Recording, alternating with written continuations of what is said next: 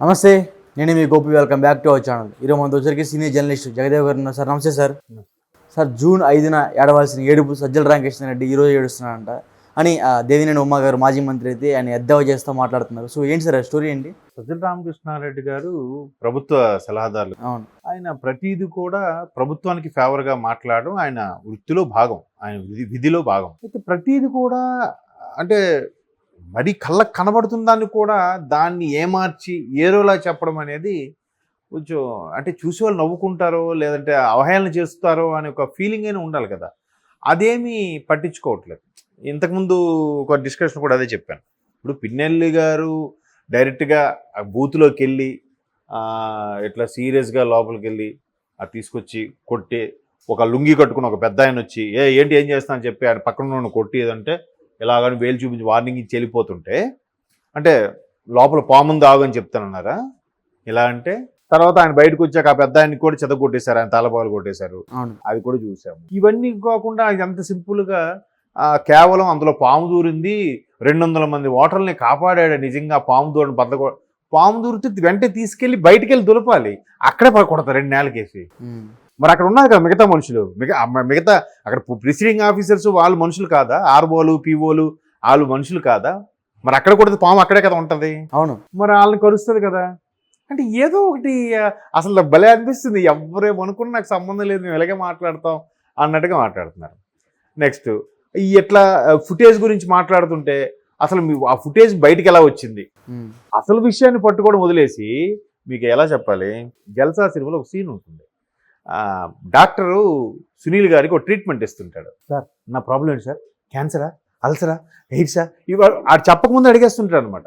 అవన్నీ కాదని చెప్పి నోట్లో గుడ్డ పెట్టి ఇవన్నీ కాదయ్యా పెద్ద జబ్బులు, చెప్పేది పూర్తిగా వినయ్యా, విన్ని తర్వాత అప్పుడు మాట్లాడాలి అన్నట్టుగా ఇది ఒక కొత్త రకం జబ్బు అని చెప్తారు.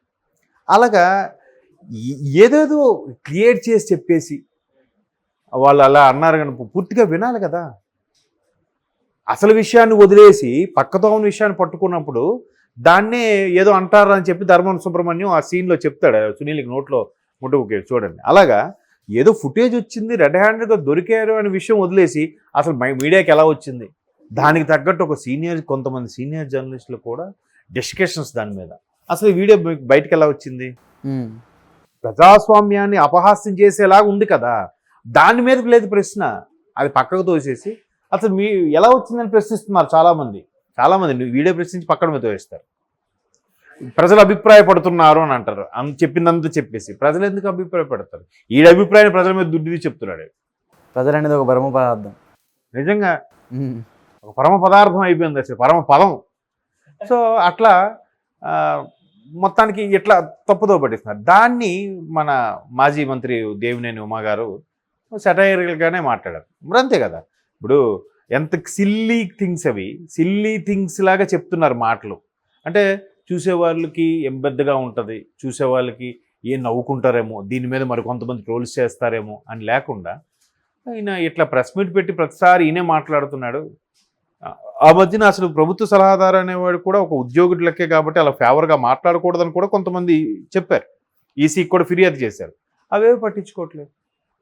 సో అట్లాంటి వ్యవహారాలన్నీ కూడా ఈయన పాజిటివ్గా మాట్లాడడము, ఈయన ఏం తప్పే ఉంది, ఆయన ఎంత సౌమ్యుడు, పిన్నెల్లి ఎంత సౌమ్యుడు కాబట్టే ఇంకా అలా చేసి కాపాడి వెళ్ళాడు, మరొక లాంటి అది వేరేలా ఉంటుంది, ఇట్లా మాట్లాడుతున్నారు ప్రతిదానికి కూడా. అసలు మరి నిజంగా వీళ్ళకి ఎవరు స్క్రిప్ట్ ఎవరు ఇస్తారా లేదా ముందే ఎవరి నుంచి ఆలోచించి పెడతారో తెలియదు, కానీ నిజంగా అద్భుతం. సో దాన్ని దేవినేని ఉమా గారు ఇంకెన్ని రోజులు మీరు వెటకారిస్తారు, చేయండి. ఈవెన్ రీసెంట్గా వచ్చిన ఇష్యూ ఇంకోటి ఏంటంటే మన సిఎస్ గారి భూముల వ్యవహారం కూడా ఏదో వచ్చిందని విన్నాం. ఏది వైజాగ్లో చాలా వరకు భూములు రిజిస్ట్రేషన్ చేయించుకున్నారా, మరి దాన్ని రెడ్ హ్యాండెడ్గా పట్టించారు అని చెప్తున్నారు. తర్వాత ఒక జనసేన నాయకుడైతే నా దగ్గర ప్రూఫ్స్ ఉన్నాయి, నా అబద్ధమని ప్రూవ్ చేస్తే నేను సభాముఖంగా అందరిలో నీ కాలు పట్టుకుని క్షమాపణ అడుగుతా, దీన్ని నువ్వు సిద్ధమా అన్నట్టు కూడా సిఎస్ ప్రశ్నించాడు ఆయన, ఆ జన సైనికుడు కూడా. అవునా? మరి దానికి ఎక్కడ ఏం మాట్లాడలేదు.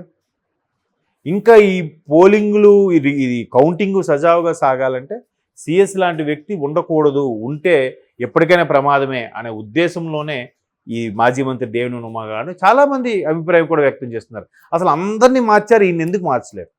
ఇప్పుడు మొన్న మేలో కూడా ఎప్పుడు మే 6నో 7నో 12నో 18నో శాలరీస్ పడే ఉద్యోగులకి పెన్షనర్లకి 1వ తేదీన టంచనగా పడిపోయిందంట.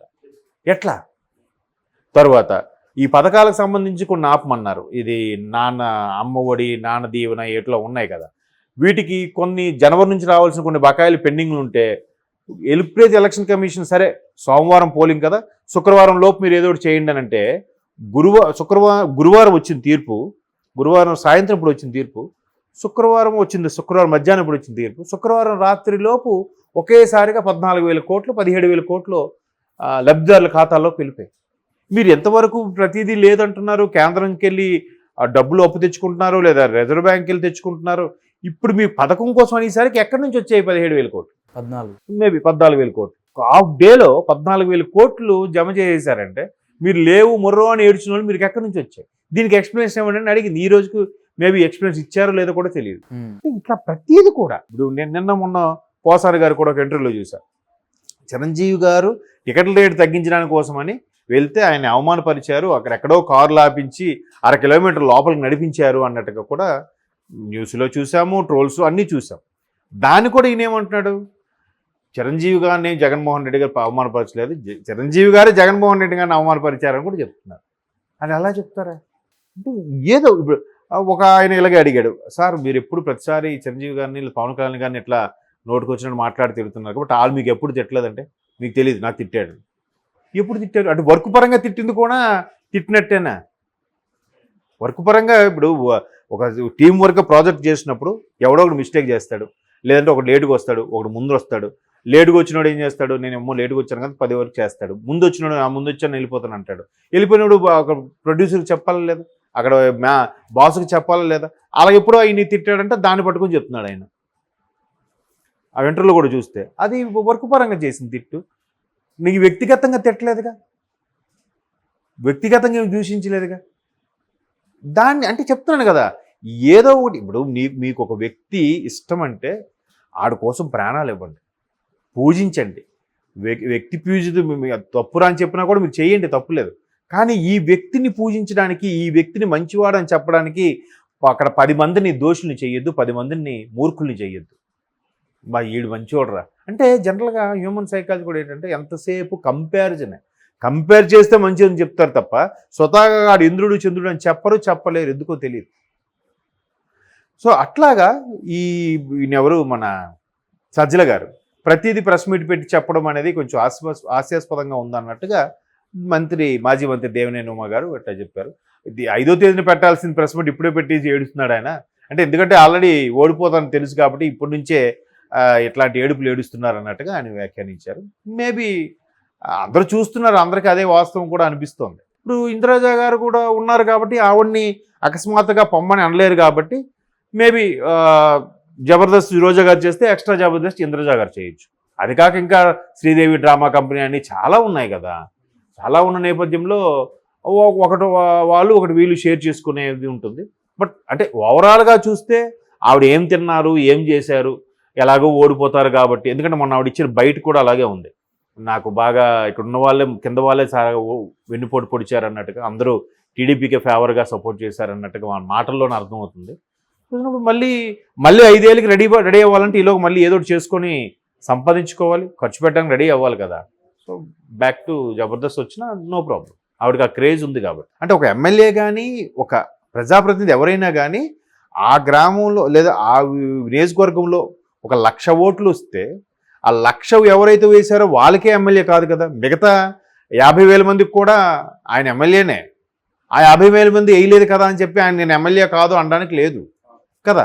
కాబట్టి ముందు ప్రయారిటీ ఈ 1,00,000 మందికి, ఈ కార్యకర్తలకి, ఈ నియోజకవర్గం ఎవరైతే సిఫారసు చేశారో వాళ్ళకి ఆ పథకం ఇచ్చి తర్వాత మిగతా వాళ్ళకి కూడా పథకాలు యాడ్ చేసేలాగా పెట్టి ఒక ఆప్షన్ ఉండుంటే అప్పుడు స్థానికంగా ఉండే వాళ్ళకి వెయిటేజ్ ఉంటుంది. అలా కాకుండా ఈయన అదేం లేదు, తెల్ల రాష్ట్రంలో వాళ్ళు ఏ పార్టీ సంబంధం లేదు, ఎవరు లేదు, అందరికీ లబ్ధిదారులందరికీ వెళ్ళిపోతుంది అంటే ఇప్పుడు ఏమవుతుంది, వీళ్ళకి ప్రాధాన్యత పోయినట్టే కదా. ఇప్పుడు స్థానికంగా ఉంటారు, ఇప్పుడు మీరున్నారు, తనున్నాడు, మన కెమెరామ్యాన్ ఉన్నారు, మీరున్నారు, మీరు నా పార్టీ, కెమెరామ్యాన్ నా పార్టీ కాదు. అప్పుడు నేనేం చేస్తాను, ఫస్ట్ ప్రయారిటీ చెప్తాను మేనేజ్మెంట్కి, లేదు మన గోపికే ఫస్ట్ ఇవ్వండి, ఆయనకి ఇవ్వద్దు అని చెప్తాను. అలా కాకుండా మేనేజ్మెంట్ మీకు ఇచ్చి ఆయనకి ఇచ్చింది అనుకోండి, అప్పుడు రేపు పొద్దున ఆయన నన్ను ప్రయారిటీ ఇస్తాడా? ఈడిదేముందిలే, పైనుంచి ఇస్తున్నారు కానీ ఈయన ఎందుకు నేను రెస్పెక్ట్ ఇవ్వాలి, ఈయన ఎందుకు నేను పట్టించుకోవాలనే ధోరణిలోకి వెళ్ళిపోతాను. Thank you sir.